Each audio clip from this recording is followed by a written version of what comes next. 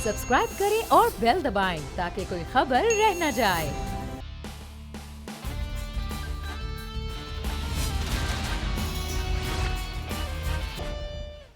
अस्सलामुअलैकुम। The special report with Mudassar Iqbal के साथ हाजिर खिदमत है। नाज़रीन, मामला ये है कि ये बात तो रोज़े रोशन की तरह आया है कि इस खित्ते के अंदर अगर कोई अमन नहीं चाहता है तो वो भारत है। इस खित्ते के अंदर अगर कोई खुशहाली नहीं चाहता है तो वो भारत है। और इस खित्ते के अंदर अपनी अजारादारी जो कायम करना चाहता है वो भारत है। और इन सब में रुकावट पाकिस्तान है भारत के लिए। तो पाकिस्तान में होने वाली सबसे बड़ी मुआशी तब्दीली, जिसे सी पैक का नाम दिया जा रहा है, साल साल से भारत किसी न किसी तरह से इस सी पैक के लिए मुश्किलात पैदा करने की कोशिश कर रहा है। खित्ते के अंदर अमन की सबसे बड़ी वजह कश्मीर है, जिसका अमन तबाह करने में पिछले 72 साल से भारत इस वक्त पेश नजर आता है। और इस खित्ते के अंदर तमाम तर ममालिक, खासतौर पर सार्क ममालिक में अपनी अजारादारी बनाने के लिए भारत की कोशिशों में सबसे बड़ी रुकावट कोई है तो वो फिर पाकिस्तान है। लेकिन Pakistan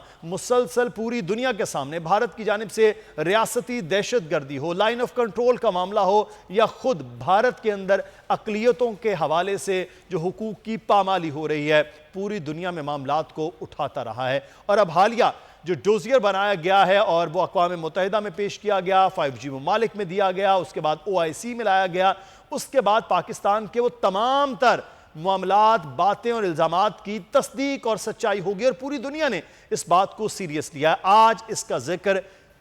DGISPR major general Babar Iftikhar की जानिब से इंटरव्यू में दिया गया, जिसमें उन्होंने वाज़े तौर पर तमाम तर जिम्मेदारी भारत पर डाली और वाज़े किया भी कि किस तरह से वो अफ़गानिस्तान की सरजमीन इस्तेमाल करके सी पैक को नुकसान पहुंचाता है, अफ़गानिस्तान की सरजमीन इस्तेमाल करके पाकिस्तान के खिलाफ किसी न किसी तरह दहशतगर्दी में मुलव्विस होता हुआ नजर आ रहा है। आज हम इस सूरत हाल पर बात करेंगे। हमारे साथ इस वक्त मौजूद हैं निसाब, सीनियर सहाफ़ी, तजज़ियाकार, एडिटर इन चीफ। बहुत शुक्रिया लगारी साहब आपके वक्त का। और हमारे साथ इस वक्त मौजूद हैं ब्रिगेडियर हारिस नवाज साहब, दिफाई तजज़ियाकार हैं। ब्रिगेडियर साहब, बहुत शुक्रिया आपके वक्त का। और याद है करीब हमने 8 से 9 दिन पहले भी प्रोग्राम में इसी डोजियर के हवाले से बात की थी, जब शाह महमूद कुरैशी साहब ने इसका जिक्र किया था। उस दिन भी ब्रिगेडियर हारिस नवाज साहब हमारे साथ मौजूद थे और आज हम फिर से इसी सूरत हाल पर बात करने के लिए उन्हें दावत दी है। ब्रिगेडियर साहब, बहुत शुक्रिया। यकीनी तौर पर बहुत ज़्यादा जब बात होती है अक़वाम मुत्तहिदा में तकारीर हो जाएँ, अक़वाम मुत्तहिदा में जाके करारदादें ले जाई जाएँ, मामला कश्मीर का हो या पाकिस्तान में दहशतगर्दी के हवाले से कुलभूषण का हो या फिर 5 अगस्त 2019 के मामलात के हवाले से चीज़ें हों, पाकिस्तान चीज़ें आश्कार करता रहे। लेकिन आज ये इंटरव्यू में बहुत क्लियरली, बड़ा वाज़े तौर पर DGISPR ने बताया कि किस तरह से ये तमाम तर चीज़ें एक डोजियर की सूरत में हैं और वो फिर बाहर गई। आप समझते हैं कि जब से ये डोजियर गया था उसके बाद संजीदगी हमें बड़ी देखने में आई थी, अक़वाम मुत्तहिदा हो, 5G ममालिक हो, OIC हो, फिर पाकिस्तान मुसलसल दफ्तर ख़ारजा के ज़रिए भी ये बात कर रहा है। तो आज के इंटरव्यू पाकिस्तान का ये संजीदा अमल, पाकिस्तान में दहशतगर्दी के हवाले से जो भारत के मज़मूम मकासद है, किस तरह से आप देख रहे हैं इसको? देखिए मुदस्सर, ये एक जो डोजियर पहले तो तैयार किया गया, इसमें बहुत एफर्ट लगी है। इसी वजह से पाकिस्तान की ISI को दुनिया में नंबर 1 कहा जाता है कि उन्होंने किस खुश उसलूबी से और प्रोफेशनलिज्म के तरीके से तमाम इंडिया की फैक्ट्स एंड फिगर्स 2+2 करके video recording, message recording, money laundering, नाम लोगों के जो इन्वॉल्व हैं, जो दहशतगर्दों को इंडिया सपोर्ट कर उनके नाम सब बताए गए। यहाँ तक बताया गया कि इंडिया वहाँ पर काबुल में किस तरीके से एक नई तंजीम बना रहा है, मलेशिया जिसका काम हो कि बलूचिस्तान में गड़बड़ करना और वहाँ के हालात करना, जिसमें दाइश भी है, फिर ये तहरीक तालिबान पाकिस्तान है, रॉ है और फिर तहरीक रहरार है, सब जमातों को मिला के वो लगे हुए हैं। फिर किस तरह मनी लॉन्ड्रिंग की जा रही है, इंडिया के बैंक 44 बैंक कैसे इन्वॉल्व हैं, वो सारी चीज़ें डाल के, और उसके बाद ये डोजियर बताया गया, प्रेस ब्रीफिंग फॉरेन मिनिस्टर ने DGISPR ने दिया। अब उसके बाद फिर फॉरेन मिनिस्टर ने P5 ममालिक को पर्सनली डोजियर दिए, उनका ट्रेन करके कि पाकिस्तान के क्या तहफ़्फ़ुज़ात हैं दहशतगर्दी के, 5th जनरेशन वॉर के, सी पैक में कैसे इंडिया इन्वॉल्व कर रहा है, बलूचिस्तान की क्या कर रहा है और अफगानिस्तान के रास्ते क्या प्रॉब्लम की जा रही है, सारी चीज़ें बताई हैं। اس کے بعد سیکرٹری ہمارے جو ایمبیسڈر ہیں یونائٹڈ نیشن میں منیر اکرم تھا، انہوں نے یونائٹڈ نیشن کے جنرل سیکرٹری کو بھی یہ ڈوزے دی ہے، اور اس کے بعد کنٹینیوس ایفرٹ کی ہوئی ہے۔ پھر اس کے بعد ہمیں جو سب سے بڑی کامیابی اسی ڈوزر کی وجہ سے ہوئی ہے وہ یہ ہے کہ او آئی سی کا جو بھی اجلاس ہوا ریسنٹلی کنکلوڈیڈ، فارن منسٹری نے وہاں بہت اچھے طریقے سے پاکستان کا نقطہ نظر بتایا، اور اس میں یہ ہوا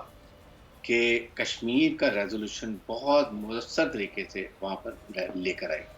جو اناؤنس کیا گیا۔ ساتھ ہی ساتھ اسلام فوبیا جو پرائم منسٹر پاکستان کا پوائنٹ تھا، یونائٹڈ نیشن کی جنرل اسمبلی میں دونوں کا پوائنٹ لے کے گیا، وہ وہاں پر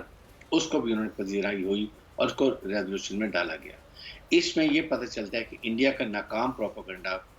جو وہ کرتے تھے کہ او آئی سی سے پاکستان دور ہو رہا ہے، یہ دوسرے عرب ممالک سے دور ہو رہا ہے، وہ بھی ختم ہو گیا۔ انڈیا کا منہ کالا بھی ہوا کیونکہ پوری دنیا کو پتہ چل گیا کہ انڈیا کس طریقے سے اسٹیٹ ٹیررزم کر رہا ہے، پاکستان کو ڈی اسٹیبلائز کرنا چاہ رہا ہے، سی پیک کو ناکام بنانا چاہ رہا ہے، بلوچستان میں کیا پرابلم کر رہا ہے، سب دنیا کو پتہ چل گیا۔ ناؤ اس آج انٹرویو سے اور دنیا کو یہ خبر جائے گی۔ Human rights watch dogs, Amnesty international, جتنے ایسے انسانی حقوق کے ادارے ہیں، سب نے انڈیا کے بارے میں ساری خبریں چھاپ دی۔ ناؤ از دا ٹائم ہمارا فارن آفس اور پرو ایکٹیو ڈپلومیسی میں لے جا کے سر یہ بڑا ایک اہم معاملہ ہوا جب ڈوزیئر کا یہ چیزیں سامنے آئیں، اب کرنا اس کے آگے کیا ہے، کس تیزی کے ساتھ کرنا ہے، یہ ایک بڑا اہم سوال ہے، اس پہ بات کرتے ہیں۔ لیکن اس سے پہلے میں لغاری صاحب کا تجزیہ لے لوں۔ لغاری صاحب 4-5 بڑے اہم پوائنٹ اس ڈوزیئر میں آپ نے دیکھے کہ ایک تو 5 اگست کا معاملہ تھا کشمیر کے حوالے سے، پھر جو اس میں بھارت کی پاکستان کے اندر جو دہشت گردی ہے خاص طور پر بلوچستان کا معاملہ ہو، پھر سی پیک کے حوالے سے ہے، پھر انسانی حقوق کی خلاف ورزیاں خود بھارت کے اندر جو کچھ کیا جا رہا ہے۔ اب یہ جب چیزیں گئی ہیں اقوام متحدہ میں بھی گئیں، منیر اکرم صاحب نے جب وہاں پیش کیا، وہاں بڑا سنجیدگی سے دیکھا گیا کہ اس کو دیکھا جائے گا، تسلیم بھی کیا جاتا ہے، پوری دنیا کی طاقتیں بھی دیکھ رہی ہوتی ہیں اس تمام تر چیزیں۔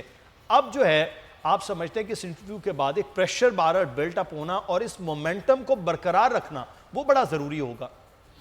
اصل میں یہ کام ہماری وزارت خارجہ کا ہے، جس طرح بریگیڈیئر حارث نواز صاحب نے کہا ہے کہ اب یہ فارن آفس کا کام ہے کہ اس معاملے کو لے کر آگے بڑھے۔ ڈوزیئر چلے گئے ہیں اور وہاں پہنچایا گیا ہے یونائٹڈ نیشن میں اور اسلامی ممالک میں بھی پہنچا، لیکن اصل مسئلہ یہ ہے کہ جو دنیا کی 6-7 بڑی پاورز ہیں وہاں پر اس کا ہونا اور اس کو پورے طور پر پیش کرنا اور ان کے تمام جو سیکورٹی ادارے ہیں ان کے سامنے رکھنا اور تمام ان کا جو ڈپلومیٹک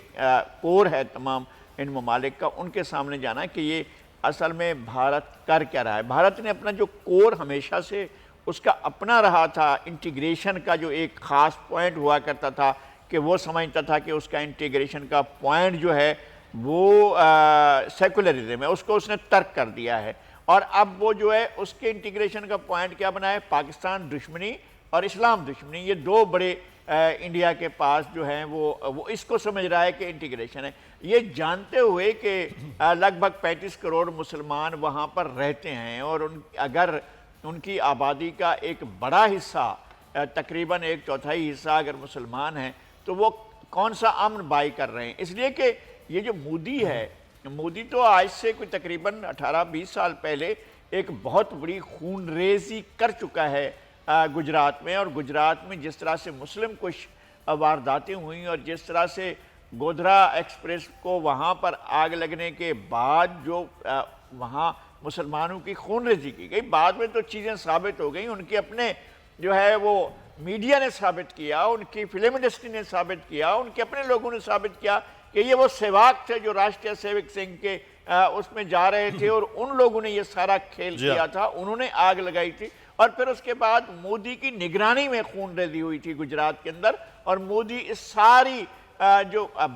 بدترین انسانی حقوق کی خلاف ورزیاں ہوئی تھیں اس کو کیا، اور اب پھر یعنی کہ آپ لوگوں کی شہریت کو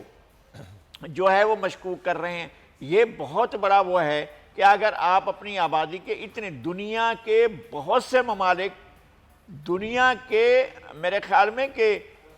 کم از کم 4-5 ممالک کو چھوڑ کر باقی دنیا کے تمام ممالک کی آبادی بھی اس سے کم ہے جتنی آبادی انڈیا میں رہتی ہے، اور وہ ان کی نیشنلٹی کو وہ جو ہے وہ اس نے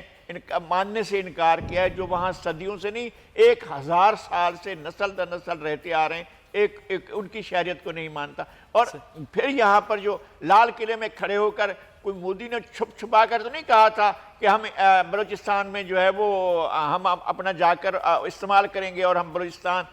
کے خلاف کارروائی کریں گے. اور اسی طرح سے جو سی پیک کو خطرات ہیں انڈیا سے، یہ کوئی ڈھکی چھپی بات نہیں ہے. بالکل. اور اچھا، لیکن سی پیک کے حوالے سے لغاری صاحب ایک بڑا اہم معاملہ آج انٹرویو کے دوران بھی انہوں نے کہا کہ سی پیک کو نقصان پہنچانے کی کوشش بھارت مسلسل کر رہا ہے، لیکن ہر سازش کو بریگیڈیئر صاحب کہا گیا آج میجر جنرل بابر افتخار کی جانب سے کہ ناکام بنائیں گے. اور خاص ایک بڑا ان کا پوائنٹ تھا کہ چینی پارٹنر سی پیک کی سیکیورٹی کے انتظامات سے مکمل مطمئن ہے. اب یہی سب سے بڑا مسئلہ ہے کہ تمام تر کوشش بھارت کر رہا ہے کہ کسی طرح سے پاکستان کے اندر جو لیبر ہے، چاہے وہ چائنیز سے ٹیکنیشنز ہیں، چائنیز لیبر ہیں، پاکستان کے لیبر ہیں، پاکستان کے لوگ ہیں، کسی طرح سے ان کو خوف زدہ کیا جائے، وہاں پر تباہی کرنے کی خدا نخواستہ کوشش کی جائے کہ چائنا اس سارے عمل سے پیچھے ہٹے. لیکن جو چائنا کا مطمئن ہونا ہے، یہ پاکستان کی افواج کے لیے سب سے زبردست قسم کا ایک معاملہ ہے کہ وہ اتنے مطمئن ہے پاکستان کی سیکیورٹی فورسز سے، پاکستان کی دی جانے والی سیکیورٹی سے. تو یہ بھی ایک بڑا کھٹک رہا ہے بھارت کے لیے کہ وہ اتنا پیسہ لگا رہا ہے، افغانستان کی سرزمین تک استعمال کر رہا ہے، بہت کچھ کرنے کے باوجود وہ اپنا کامیاب نہیں ہو رہا ہے. تو یہ جو ملاحٹ ہے یہ بھی کہیں نہ کہیں ان کی نظر آ رہی ہے. بریگیڈیئر صاحب دیکھیں، یہی سب سے بڑی بات ہے کہ آج ایشورٹی جو ابھی چائنی جو ڈیفنس منسٹر آئے تھے وہاں پر جو چیف آرمی اسٹاف سے ملے ہیں، اس کے بعد ڈی جی ایس پی نے جو بات بتائی ہے، پاکستان نے 2 انفینٹری ڈویژنز سی پیک کی پروٹیکشن کے لیے نئے ریس کیے ہوئے ہیں. ان کا کام ہے صرف سی پیک کو پروٹیکشن کرنا اور ساتھ ہی انشور کرنا ہے کہ یہ ٹائم فریم کے اندر یہ گوادر پورٹ آپریشنلائز ہو جاتا ہے. اس کے لیے ہر ممکن کوشش کی جاتی ہے. اس کے لیے چاہے وہ چائنیز لیبر ہو، پاکستان لیبر ہو، چائنیز انجینئر ہو، پاکستان انجینئر ہو، جو بھی لوگ ہیں، سب کو ہر حالت میں ہم ان کو کنٹرول کر رہے ہیں. اسی لیے کر رہے ہیں کہ یہ منصوبہ ہمارے لیے لائف لائن ہے.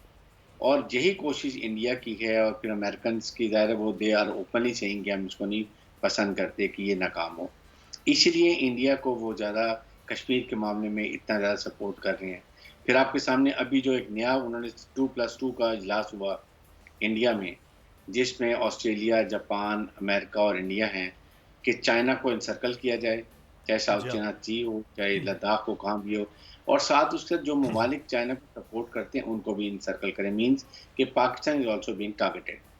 تو اس کے لیے پاکستان نے 2 ڈومین بھی ریز کر دیے، ساتھ ہی ساتھ یہ ڈوزر بھی بنا دیا. دنیا کو بتا رہے ہیں کہ یہ کس طریقے سے یہ پاکستان میں دہشت گردی کر رہے، ڈیسٹیبلائز کرنا چاہتے ہیں، سی پی کو ڈیلے کرنا چاہتے ہیں. سب سے ایک اور اہم بات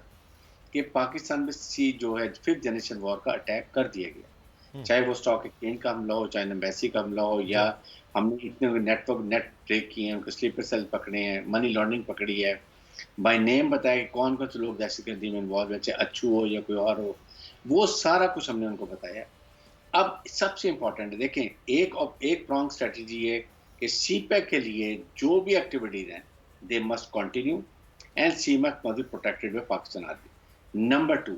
اوفینسو ڈپلومیٹک آپ کو اوفینسو چاہیے تاکہ آپ دنیا کو بارہا بتاتے رہیں، یونائٹڈ نیشنز کو، P5 کو، 10 نان پرماننٹ ممبرس کو،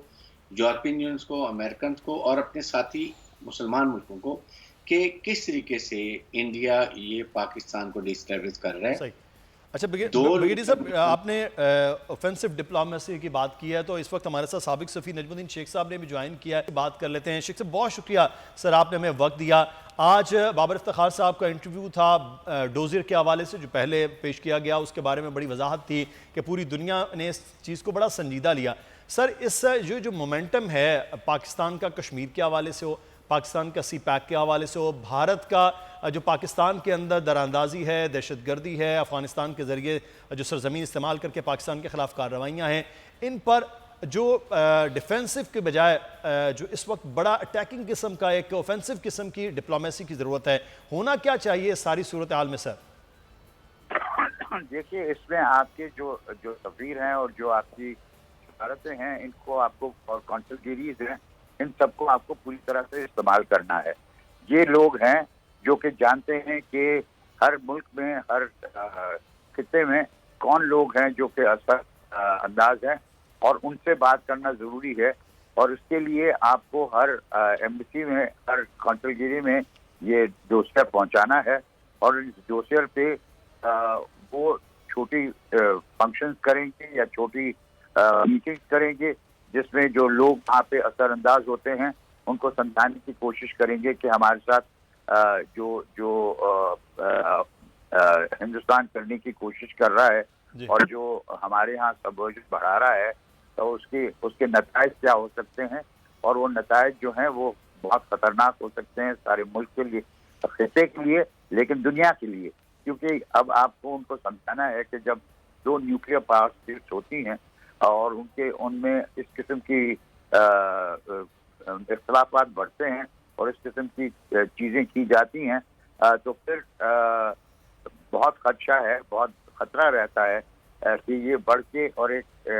نیوکلیر کانفیڈریشن نہ ہو جائے۔ تو نجم الدین شیخ صاحب، جو آپ بات کر رہے ہیں، جو سجیشنز آپ کر رہے ہیں کہ یہ ہونا چاہیے، دفتر خارجہ کا عمل آپ یہ دیکھ رہے ہیں خاص طور پر 5 اگست سے لے کے آج کے دن تک، 5 اگست 2019 سے لے کر، کہ واقعی اتنا فعال ہے یا اس کو مزید فعال ہونا چاہیے؟ وہ ایفیشنسی دفتر خارجہ میں، پاکستان کے سفیروں میں، ہائی کمیشنز کے اندر وہاں نظر نہیں آ رہی ہے؟ نہیں، دیکھیے، یہ کہنا آسان ہے، مسئلہ یہ ہے کہ آپ جو بات کرتے ہیں، اور یہ ہمیں اس کا اقرار کرنا چاہیے کہ جو آپ بات کرتے ہیں وہ سننے والے وہ ہوتے ہیں جن کے آپ کے ساتھ دلچسپیاں ہوتی ہیں، جن کے آپ کے ساتھ اقتصادی تعلقات ہوتے ہیں، اور اس میں ان کے جو اپنے مفادات ہیں وہ کس حد تک ہوتے ہیں۔ تو ہمیں میں یہ پہلے کہہ چکا ہوں اور پھر دہرا رہا ہوں کہ دیکھیے، ہمیں اپنی اقتصادی صورتحال کو سدھارنا ہے، ہمیں یہ دکھانا ہے کہ ان سب کوششوں کے باوجود ہم پولیٹیکلی اسٹیبل ہو رہے ہیں، اور ہم پولیٹیکلی ہمارے جو بلوچستان میں یا اور جگہ مسئلے پیدا کرنے کی کوشش کر رہے ہیں، ہندوستان کوشش کر رہا ہے اور دوسرے ممالک کو بھی استعمال کرنے کی کوشش کرتا ہے ہمیں ڈیسٹیبلائز کرنے کے لیے، تو ان کی ہمیں وہاں پہ وضاحت کرنی ہے، اور یہ دیکھنا ہے کہ ہم کیا کہہ سکتے ہیں کہ اس سے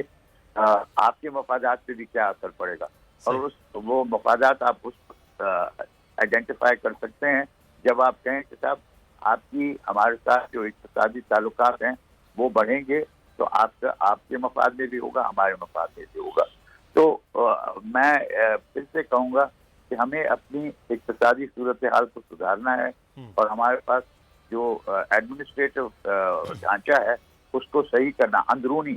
بیرونی بھی، لیکن اندرونی زیادہ ضروری ہے کہ اندرونی ہمارے جو ایڈمنسٹریٹو ڈھانچہ ہے وہ ٹھیک ہو۔ ارشد صاحب نے جو باتیں کی ہیں ان پہ ہم پوری طرح سے عمل کریں، اس میں وقت لگے گا، ہم ہمیشہ چاہتے ہیں کہ آج ہم نے بات کی ہے تو کل ہو جائے، ایسا ہوتا نہیں ہے، اس میں وقت لگتا ہے اور وہ وقت ہمیں دینا پڑے گا، لیکن یہ اس کے لیے مسلسل ڈرل ہے، مسلسل کوشش ہے۔ لغاری صاحب، آپ جو بات کر رہے تھے کہ اس وقت جو ہے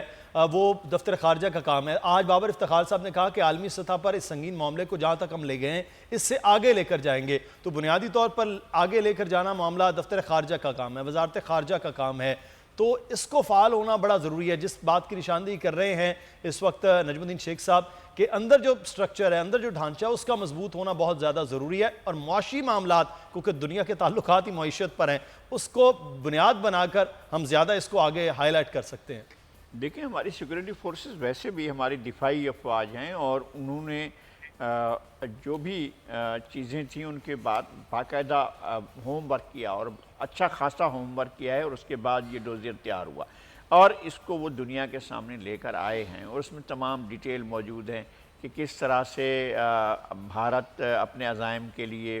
پاکستان کو ٹارگٹ کر رہا ہے۔ ایک بات تو یہ ہے، لیکن ظاہر ہے ایک جو ہماری سیکورٹی فورسز ہیں وہ ڈپلومیٹک کور تو نہیں ہے نا، وہ ان کی ذمہ داریاں ڈپلومیٹک تو نہیں ہیں، اور وہ سفارت خانوں کو تو ظاہر ہے وہ رن نہیں کرتے ہیں، ہمارا فارن آفس اس کو رن کرتا ہے، اور فارن آفس کے اندر ایک کیپیبلٹی بھی موجود ہے۔ ہمارا ایسا نہیں ہے کہ فارن آفس جو ہے کمزور فارن آفس ہے، اس کے اندر بڑی صلاحیت اور بڑے جینیس لوگ ہیں جو بہت زیادہ ریجن کے بارے میں اچھی خاصی ایکسپرٹی رکھتے ہیں، وہ اس ساری صورتحال کو جہاں جہاں بڑے مراکز ہیں، دیکھیں بیجنگ کو ایک ایک چیز کے بارے میں پتہ ہونا چاہیے، ماسکو کو پتہ ہونا چاہیے، برسلز کو پتہ ہونا چاہیے،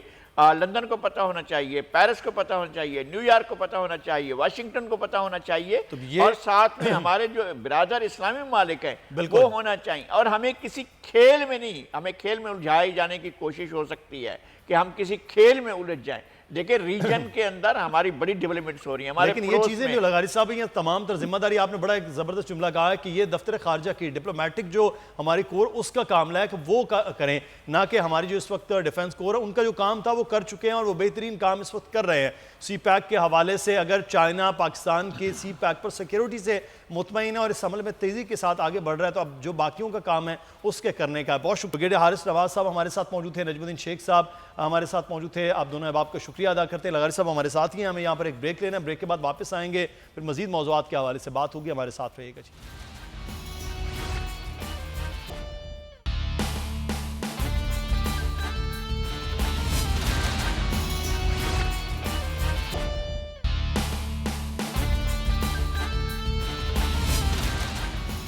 بریک کے بعد آپ کو خوش آمدید کہتے ہیں۔ ایک بڑا اہم معاملہ اس وقت پاکستان سٹیل ملز کا سامنے آ رہا ہے کہ حکومت اس سٹیل مل کو اب بند کر رہی ہے اور تمام جو وہاں ملازمین ہیں ان کو فارغ کیا جا رہا ہے، ان کو واجبات دے کر، ان کے پینشن اور تمام تر معاملات کر کے، لیکن سندھ حکومت یہ بات کر رہی ہے کہ سٹیل ملز کی زمین پر قبضہ کیا جا رہا ہے وفاق کی جانب سے، جو کسی صورت میں نہیں ہونے دیں گے۔ اب یہ معاملہ پیچیدہ ہو رہا ہے، پہلے تو صرف ملازمین اور وفاقی حکومت کے اور انتظامیہ کے درمیان تھا، اب یہ سندھ حکومت اور وفاق کے درمیان بھی معاملہ ہے۔ اس سے پہلے اگر ہم نے بات کی کہ جزائر کا معاملہ تھا، وفاق اور سندھ کے درمیان ہوا، آج ایک خبر کچھ دیر پہلے آئی کہ لاڑکانہ میں سمبارہ ان ہوٹل جو پی آئی اے وفاق کہتا ہے کہ ان کا ہے، لیکن محکمہ ثقافت کے بارے میں کہا گیا کہ سندھ حکومت کی جانب سے کہ ان کا ہے۔ نذیر لغاری صاحب ہمارے ساتھ موجود ہیں۔ لغاری صاحب، جتنے زبردست طریقے سے یہ سٹیل مل بنی اور پورے خطے میں تیزی کے ساتھ اس کی ترقی اور قریب یہ 90s کے اوائل تک یہ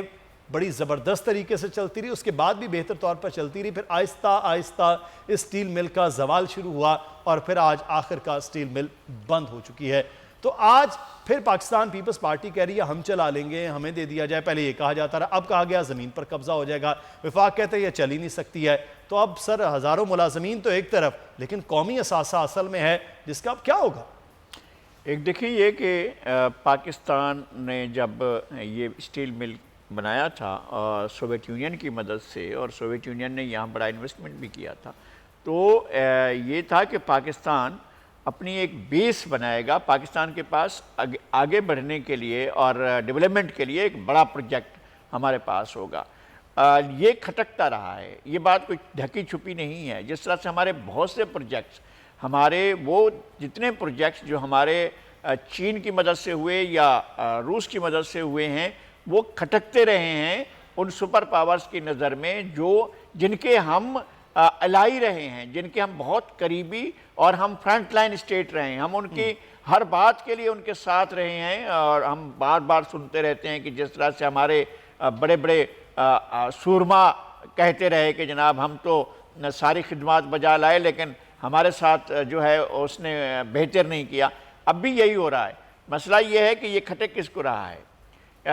روس تو اب بھی تیار ہے کہ وہ اس کی کیپیسٹی کو بڑھائے اور اس کی کیپیسٹی کو دگنا کر دے، لیکن اس معاملے میں چونکہ انٹرنیشنل رکاوٹیں ہیں اور پاکستان کی ڈیولپمنٹ میں بہت سی قوتوں کا انٹرسٹ نہیں ہے، اور ہم دب کر ان سے لغاری صاحب اس پہ ہم تھوڑی سی بات کرتے ہیں، جو آپ بات کر رہے ہیں کہ انٹرنیشنل طاقتیں ہیں، کل کے ہم بات کرتے ہیں کہ امریکہ نہیں چاہ رہا کہ پاکستان میں رشیا یا چائنا کے پروجیکٹس جو ہیں وہ اس طرح سے پنپ سکیں جو اس ملک کی اس خطے کی ترقی ہو سکے۔ اس پہ بھی ہم بات کرتے ہیں کہ سٹیل مل میں سب سے زیادہ تیزی کس دور میں ہوئی ہے، جو فگرز ہیں وہ بڑے اس سے متضاد ہیں جو آپ بات کر رہے ہیں۔ میرے ساتھ اس وقت تیمور تالپور صاحب موجود ہیں، پاکستان پیپلز پارٹی کے رہنما صوبائی وزیر ہے۔ بہت شکریہ تالپور صاحب آپ کے وقت کا۔ اب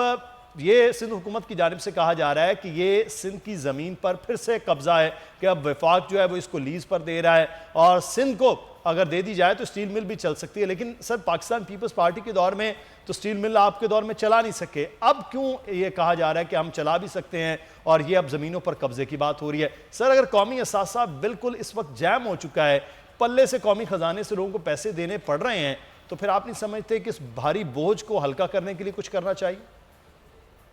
بسم اللہ الرحمن الرحیم. ایک بھاری بوجھ کو ہلکا کرتے ہوئے آپ کو یہ بھی سوچنا پڑے گا کہ آپ اس بھاری بوجھ کی وجہ سے کتنے گھروں کو, کتنے افراد کو, کتنے فیملی ممبرز کو ان کا چولہا بند کر رہے ہیں. یہ کوئی ایک سٹیل مل تھوڑی ہے. آپ کے کون سا ادارہ ہے ابھی اس ٹائم پر جو وفاق چلا سکتی ہے جو خسارے میں نہیں ہے؟ ہر ادارہ خسارے میں. تو کیا سارے ہر چیز آپ بیچ بوجھ کے جو ہے سو سب کو بے روزگار کر دیں گے؟ اس طرح آپ تھوڑی کر سکتے ہیں. آپ نے باتیں کیا کی تھی؟ میرے پاس تو ابھی بھی وہ کلپس پڑے ہیں میرے فون میں, اگر آپ کو کہیں میں دکھا دوں گا. جب خان صاحب کہہ رہے ہیں کہ کبھی بھی نجکاری نہیں کرنی چاہیے, کبھی بھی میں کسی کو بے روزگار نہیں کروں گا, اور کروں تو میری ویڈیوز یہ سیو کر کے اور ان کو سوشل میڈیا پہ چلائے گا تاکہ پتہ چلے کہ میں جھوٹا انسان ہوں. تو جو اس قسم کی باتیں کر کے آئے اور وہ کسی ادارے کو چلا نہ سکے, تو یہی تو وجہ ہے کہ پی ڈی ایم آپ کو اب یہی کہہ رہی ہے کہ اب سوائے اس حکومت کے جانے کے, اس حکومت سے چھٹکارا پانا ہے ہمیں. جب تک وہ نہیں ہوگا کوئی ادارہ صحیح نہیں چلے گا, کہیں بھی کوئی کام نہیں ہو سکے گا. میں مانتا ہوں کہ پاکستان پیپلز پارٹی کے ٹائم پر بھی ایشوز تھے,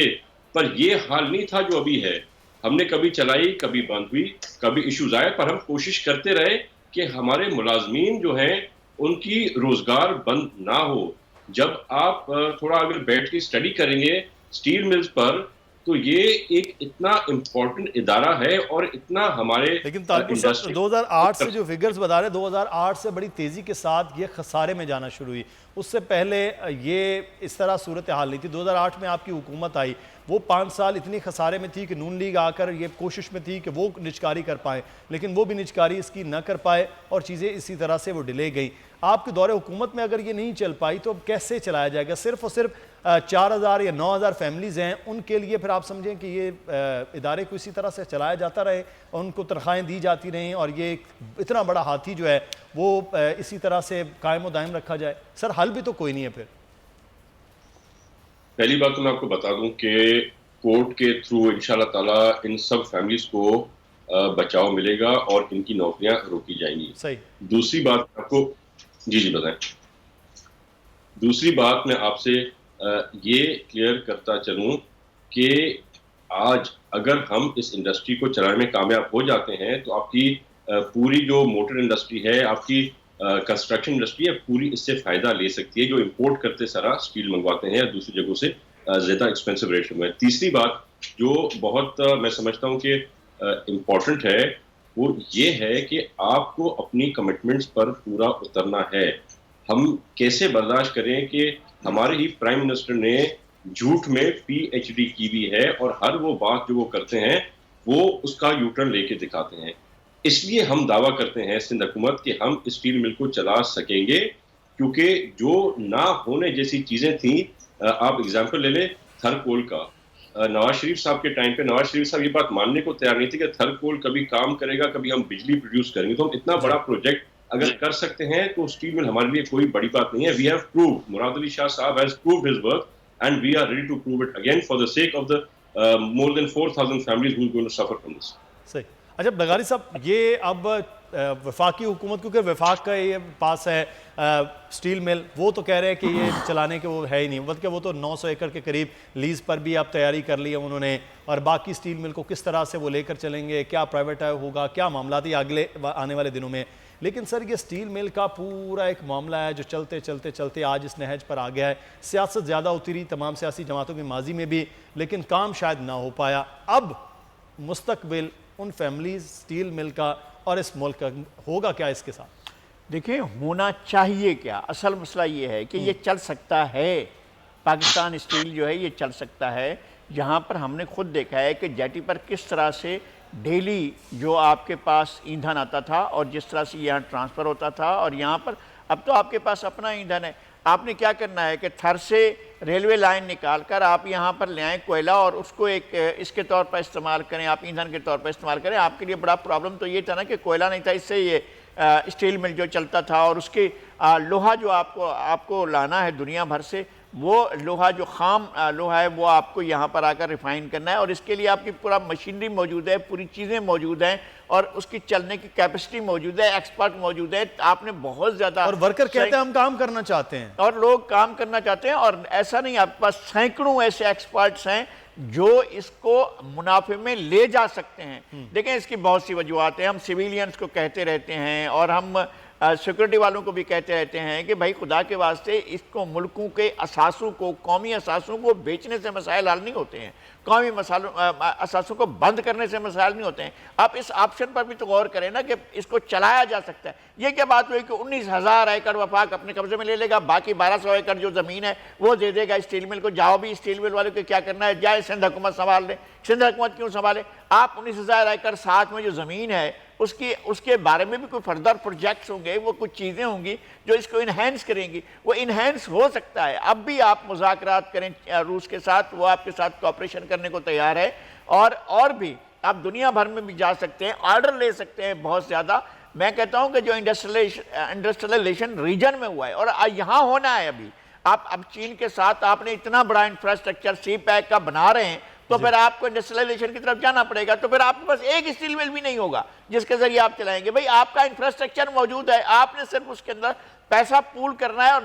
نظر رکھنی ہے کہ اس کے اندر بے ایمانی نہ ہو, کرپشن نہ ہو. اور کرپشن ہوئی ہے, مجھے بہت سی چیزوں کا علم ہے کہ کس طرح سے کرپشن ہوتی رہی ہے. اور ہم نے سر کرپشن کے حوالے سے جو میں فگرز دیکھ رہا تھا پچھلے 2 دن سے, وہ بڑے حیران کن ہیں کہ جنہیں ہم ذمہ دار کہہ رہے ہوتے ہیں کہ بھٹو صاحب کے بعد جب یہ مکمل ہوا, اور اس پروجیکٹ کے بعد بھٹو صاحب تو انفارچونیٹ وہ نہیں رہے, لیکن اس کے بعد ضیاء الحق صاحب کے دور میں ایک کمپٹیشن تھا اندر کام کرنے والی شفٹس میں, کہ وہ اس تیزی کے ساتھ کام ہو رہا تھا, اور بڑی تیزی کے ساتھ لوگ جو ہیں وہ ان کے بونسز الگ ہوتے تھے, ان کے باقی ویجز الگ ہو رہے تھے. اس کے بعد بھی یہ چیزیں بڑی بہتر طور پر چلتی رہیں. محترمہ آ گئی, میاں نواز شریف صاحب آ گئے, جنرل مشرف کے ایک بڑے طویل دور میں پھر بھی یہ منافع بخش ادارہ رہا. میں یہ کہہ رہا ہوں 2007 کے آخر 2008 سے یہ کام شروع ہوا, اور 2018 تک صرف اور صرف جو ہے وہ ڈکلائن کی طرف ہے. تو سر 10 سال بہت بڑا ایک عرصہ تھا ڈکلائن کا, اور پھر بند ہوئے ایک اتنا لمبا عرصہ ہو گیا. تو یہ بڑی عجیب سچویشن ہے کہ ہم پرائیویٹائز بھی نہیں کرنا چاہ رہے تھے, ادارے چلا بھی نہیں سکے تھے. 2 دورے حکومت میں جو خالصتاً ایک جمہوری دورے حکومت ہیں ہمارے 2008 سے لے کے 2018 تک کے, تو اب پھر وہاں سلسلہ آ گیا ہے. لیکن مسئلہ پھر پاکستان کے اثاثوں کا ہے کہ اب بحالی نہ ہو. تو ایسے صرف اور صرف بات سے, صرف اور صرف معاملے سے حل نہیں ہوگا تیمور طالپور صاحب. یہ اب اس کا مستقبل تو تاریک ہوتا ہوا نظر آ رہا ہے کہ وہ جو وہاں ملازمین ہیں اور پھر سٹیل مل جو پاکستان کا اثاثہ ہے وہ اب بکتا ہوا, یا وہ کہہ لیں کہ نجکاری کا شکار ہوتا ہوا نظر آ رہا ہے. اس کے آگے کچھ اس وقت انفارچونیٹ بدقسمتی سے وہ مجھے تو نہیں لگ رہا ہے. آپ کو لگتا ہے کہ ابھی کچھ معاملات آپ کے اور وفاق کے درمیان طے ہو پائیں گے؟ مدثر بھائی, بات یہ ہے کہ وفاق کی جس قسم کی ایک انہوں نے اپنا ایک کلچر بنا دیا ہے ہر بات سے مکرنے کا, ہر بات پہ جھوٹ بولنے کا, تو میں تو نہیں سمجھتا کہ اتنا آسان ہوگا وفاق کے ساتھ کسی بات پہ سٹیبل ہونا. پر میں لغاری صاحب کو بڑا غور سے سنتا رہتا ہوں. ویسے ان کے لیے مشہور ہے ایک لغاری سب پہ باری, اور لغاری صاحب کی باتوں میں ہمیشہ دم ہوتا ہے. میں ان سے ایگری کرتا ہوں کہ اگر روس یا موسٹ پروبلی چائنا سے ہماری کولیبریشن ہو جائے اور وہ آ کے یہاں پہ کام کر, تو میرے خیال سے وہ نہ کہ صرف پاکستان کی حکومت کو بھی اس میں سے کما کے دیں گے, بلکہ وہ خود اپنے چین کو بھی یہاں سے کما کے دیں گے, کیونکہ ہمیں ڈیڈیکیشن کی ضرورت ہے, ہمیں نان کرپٹ ایٹماسفیئر کی ضرورت ہے. جیسے کہ آپ کو پتا ہے نواز شریف صاحب کے دور میں ایمنسٹی انٹرنیشنل نے ہمیں 117ویں نمبر پہ ڈالا ہوا تھا, اور اب ہمیں ایمنسٹی نے 120ویں نمبر پہ ڈالا, یعنی کہ عمران خان کی حکومت جو ہے وہ 3 درجے اور بدتر ہو گئی ہے. تو آپ سوچ سکتے ہیں کہ وہ علمدار تھے کرپشن ختم کرانے کے, وہ سب سے بڑی بیماری کووڈ-18 ثابت ہوئے ہیں. تو میرے خیال سے اس کے بیچنے کا جو ہے طریقہ کار کوئی سمجھ میں نہیں آ رہا, ہمارے فائدے میں نہیں, ہمارے نقصان میں ہے, بجائے اس کے کہ ہم اس اسٹیل مل کو بیچیں اور دوسرے آ کے اس سے فائدہ اٹھائیں. ہمیں اپنے اکانومی کے بارے میں ہمارے ان لگ بھگ 5,000 ملازمین کے بارے میں اور ان کی فیملیوں کے بارے میں سوچنا پڑے گا, کوئی مثبت عمل نکالنا پڑے گا. سندھ حکومت نے اپنی سروسز رینڈر کی ہیں, ہم حاضر ہیں یہاں پہ کام کرنے کے لیے. مراد علی شاہ صاحب کی یہ سربراہی اب کے اندر وفاق کو بھی بڑی سنجیدگی سے جو پیشکش ہے سندھ حکومت کی اس کو بھی دیکھنا, اور سب سے بڑھ کر جو وہ فیملیز ہیں وہ صرف فگر 4,000 کا نہیں ہے, اس کے ساتھ پورے خاندان بالواسطہ اور بلا واسطہ طور پر جو ہے وہ جڑے ہوئے ہیں. نذیر لغاری صاحب بھی ہمارے ساتھ موجود ہیں اور تیمور تالپور صاحب بھی یہاں. اب ہم کچھ بات کریں گے کووڈ-19 کی صورتحال کے حوالے سے, اور سندھ کا سب سے بڑا شہر کراچی اس وقت سب سے زیادہ پاکستان میں متاثر ہو, کیونکہ آج کے جو فگرز ہیں وہ اس شہر کے حوالے سے جہاں ہم بیٹھ کے بات کر رہے ہیں بڑے بھیانک, بڑے خوفناک اور بڑے ہوشربا قسم کے ہیں. نذیر لغاری صاحب بھی ہمارے ساتھ ہیں, لیکن ایک چیز جو میں تیمور تالپور صاحب آپ سے جاننا چاہوں گا, سب سے زیادہ اس وقت بات کی جا رہی تھی کہ وزیر اعلیٰ سندھ مراد علی شاہ صاحب وہ بڑا زبردست قسم کے ایفیشنٹ ہو کر کام کر رہے ہیں, لیکن وہ ایفیشنسی اب دوسرے مرحلے میں ہمیں بڑی قدرے کمزور نظر آئی ہے. ایک تو وہ خود کووڈ کے شکار ہو گئے, اب وہ شکر ہے کہ وہ صحت یاب ہو چکے ہیں, لیکن وہ جو بڑا اگریسیولی آپ لوگوں نے کام سندھ کے اندر کیا تھا, کراچی حیدرآباد چھوڑ کے چھوٹے چھوٹے شہروں چھوٹے چھوٹے ٹاؤنز تک بھی, وہ اب دوسری جو لہر ہے اس میں بہت کام وہ ڈھیلا ڈھالا سا نظر آ رہا ہے. نہ وہ ایس او پی کی اس طرح سے پابندی ہے, نہ ہی وہ جو مارکیٹس کے ٹائمنگز ہیں ان چیزوں پر اس طرح سے پابندی ہے. کیا وجہ ہے؟ جتنا نان سیریس لیا جا رہا تھا عوام کی جانب سے, حکومت نے بھی اتنا نان سیریس لے لیا دوسری لہر کو. میں اس میں مدثر آپ سے ایگری نہیں کروں گا. ضرور 15 دن کا یا 17 دن کا ایک گیپ تھا جس میں سی ایم صاحب کیونکہ خود کووڈ پازیٹیو ہو گئے تھے, الحمدللہ وہ اب صحت یاب ہے, تو وہ اس طرح سے ویگرسلی کام نہیں کر رہے تھے. پر یہ جو ذمہ داری ہم کابینہ ممبرز پہ آتی ہے, جس طرح سے ہمیں سی ایم صاحب کے ڈیلی ڈائریکشنز آتے تھے اور جس طرح سے مارکیٹس وزٹ کرتے تھے, ہم ڈی سیز کی اے سیز کی ایفیشنسی دیکھ رہے تھے. کہیں کہیں ضرور ہمیں کچھ خامیاں ملی, پر 70 to 80% of the office are working well. اگر آپ دیکھیں گے کس حساب سے اور کتنے فائنز ہو رہے ہیں, کتنی جگہیں سیل ہو رہی ہیں, تو آپ کو پتہ چلے گا سندھ حکومت کس طرح سے ایکٹیو ہے. پر ضرور کیونکہ 15, 16, 17 دن کا ایک گیپ تھا, اب آپ پھر سے دیکھیں گے کہ سی ایم صاحب خود ایکٹیو ہوں گے. پہلے وہ ہم سے کام کر رہے تھے, ہمیشہ جتنی پبلسٹی نہیں ملتی, پر اب بہت بہتری آئے گی. میں تو بلکہ دعوت دوں گا آپ کی بورڈ کی ٹیم کو, آپ جب کہیں, جس ڈسٹرکٹ میں کہیں, جس مارکیٹ میں کہیں, میں ڈسٹرکٹ ایڈمنسٹریشن کو اسی وقت وہاں پہ بلا کے آپ کے ساتھ جا کے. سر یہ ابھی فگر جو ہیں وہ بڑے خوفناک ہیں تیمور صاحب, 20.1 جو ہے وہ مثبت کیسز کی شرح ہو جانا, یہ بڑا خوفناک ہے اس شہر کے لیے, کیونکہ اس شہر میں تو سب سے زیادہ جو لوگوں کے آمد و رفت بھی ہے باہر سے, اور دوسرا خاص طور پر اس شہر میں کیونکہ تجارتی سرگرمیاں بھی سب سے زیادہ تیز ہیں. تو لغاری صاحب, تیمور تالپور صاحب کہہ رہے ہیں کہ بڑا زبردست قسم کا ایفیشنٹ ہے. آپ کا تجربہ کیا؟ کہ میرا تجربہ جو تھا, انہوں نے میرے تجربے سے ڈس ایگری کر لیا ہے, میرے مشاہدے سے ڈس ایگری کر لیا ہے. آپ سمجھتے ہیں پہلے جیسی ایفیشنسی, پہلی لہر جیسی اب دوسری میں نظر آ رہی ہے لغاری صاحب؟ دیکھیں دوسری لہر جو ہے وہ زیادہ سیریس ہے اور زیادہ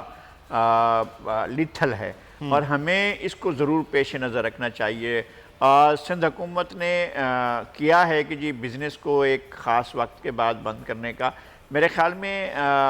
ان کو جانا پڑے گا. یہ جو دسمبر میں بڑھ رہا ہے, دسمبر اور جنوری ان کو سمجھنا چاہیے ہمیں کہ یہ ہمارے لیے خطرناک ہو سکتے ہیں اور اس میں بڑے مسائل آ سکتے ہیں. اگرچہ اس کی بھی بات ہو رہی ہے ویکسینیشن کی, ویکسین آتی ہے جب تک وہ پھر بعد کی بات ہے, لیکن ہمیں اس وقت یہ دیکھنا ہے کہ کہاں کہاں لاک ڈاؤن ضروری ہے, کون کون سے ہم جو ہے وہ جو بزنسز آپ بند نہیں کر سکتے, لیکن آپ لوگوں میں یہ تو کر سکتے ہیں کہ ایس او پیز کو فالو کیا جائے. احتیاط کا بڑا عمل ضروری ہے. ڈاکٹر عبدالباری صاحب سے ہمارا سی او انڈس ہاسپٹل ہے, باری صاحب نے بہت کام کیا پہلی لہر کے دوران بھی, وہ گفتگو بھی کرتے رہے ہمارے ساتھ. باری صاحب بہت شکریہ آپ کے وقت کا. ڈاکٹر صاحب اس وقت جو آج فگرز آ رہے تھے 20.1% جو شرح ہے وہ بڑھ گئی ہے کراچی شہر میں, صرف اگر ہم بات کریں تو کیا جو لاک ڈاؤن کی صورتحال تھی وہ کمزور تھی, اس وجہ سے ہو رہا ہے؟ اور یہ بھی کہا جا رہا ہے کہ یہ اس بار جو ہے وہ وائرس زیادہ شدت کے ساتھ ہے, تو اسی طرح سے مشاہدہ ہو رہا ہے سر ہاسپٹلز میں؟ بالکل اسی طرح. ایک تو یہ ہے کہ لوگوں کی لرننگ ہو رہی ہے, تو لوگ بہت سارے جو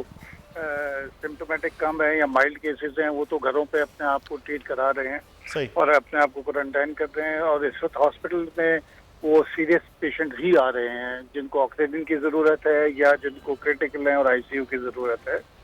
اور یہ رسپانسبلٹی ہماری سب کی ہے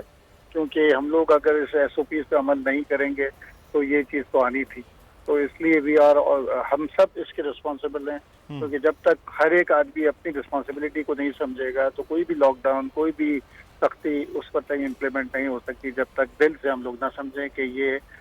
غلط ہے. ہم کو ماسک پہننے پڑیں گے, ہم کو جو ہے نا جو سوشل ڈسٹینسنگ رکھنی ہے, ہاتھ کو صاف رکھنا ہے, اور غیر ضروری طور پر ہم کو باہر نہیں نکلنا ہے. دیکھیں خود ہی ڈسپلن ہو جائے تو یہ وقت بھی گزر جائے گا, اور پھر اگر اس وقت کو اچھے طریقے سے گزاریں اور تو بہتر ہے, یا اس کو کرب میں گزاریں, دونوں ہمارے ہاتھ میں ہیں, فیصلہ ہم نے خود کرنا ہے. بالکل, یہ بڑی امپورٹنٹ بات کی ہے کہ اب ذمہ داری جو ہے وہ کلیکٹیولی ہے. ساری ذمہ داری حکومتوں پر یا لاک ڈاؤن پر نہیں ڈالی جا سکتی, فرد واحد کی ذمہ داری سب سے اہم ہے. اور بہت شکریہ ڈاکٹر عبدالباری صاحب ہمارے ساتھ موجود تھے. تیمور تالپور صاحب آپ کا بہت شکریہ, صوبائی وزیر پاکستان پیپلز پارٹی کے رہنما, اور نذیر لغاری صاحب ہمارے ساتھ صاحب آپ کا بھی بہت شکریہ. پروگرام سے مدثر اقبال کو اجازت دیجیے, کل پھر حاضر ہوں گے. اللہ حافظ.